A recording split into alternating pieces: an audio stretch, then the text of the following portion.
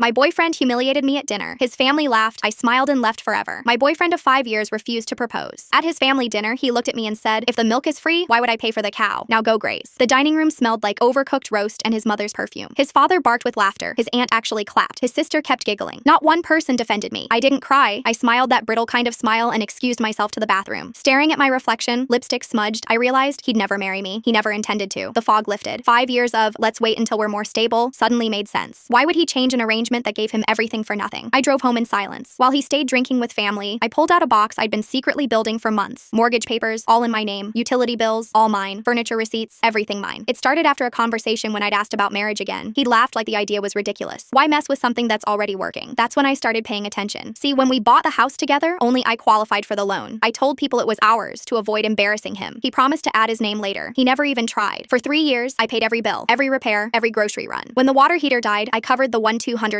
He'd say, "I'll get you back," and never did. I started documenting everything with screenshots and receipts. That night, I made my final preparations. Changed locks, hired movers, found an apartment. The next morning at 6 a.m., I left. The movers arrived as scheduled. I'd marked everything with blue tape weeks earlier. Took only what was legally mine, which was everything. Left his belongings neatly packed with receipts proving ownership. On the kitchen counter, a folder with photocopies of the deed, mortgage statements, and an itemized list. He came home around 2 p.m., hungover, expecting me to nurse him back to health. Instead, silence. Empty rooms. The folder proving everything he'd assumed was theirs had always been mine. His first text, "Where are you?" Then, "What the hell is this?" By evening, "Are you seriously doing this like a damn thief?" I didn't reply. I'd been communicating for years, just not in words he bothered to hear. Then his family hired a lawyer, claiming shared domestic partnership and contributions in kind. The thick legal letter arrived dripping with jargon about implied co-ownership. I laughed out loud in my new apartment. My lawyer's response was brutal. "Show us one receipt, one document, one payment with his name on it." I provided 5 years of documentation. Everything in my name only. They couldn't, because there weren't any. The case collapsed in 2 weeks. He moved back with his parents at 30, sleeping in his childhood bedroom. I sold the house for $90,000 more than I paid. Used the profit to fund my photography business. A mutual friend mentioned seeing him at the grocery store, still living at home, telling anyone who'd listen that his crazy ex-girlfriend stole everything. But you can't steal what was never his. Meanwhile, I'm booking clients 3 months out. My apartment overlooks the river. I adopted a rescue dog who sleeps across the entire bed because it's mine. Turns out I wasn't the free milk. I owned the entire farm. The milk was never free. He just never bothered to pay the bill.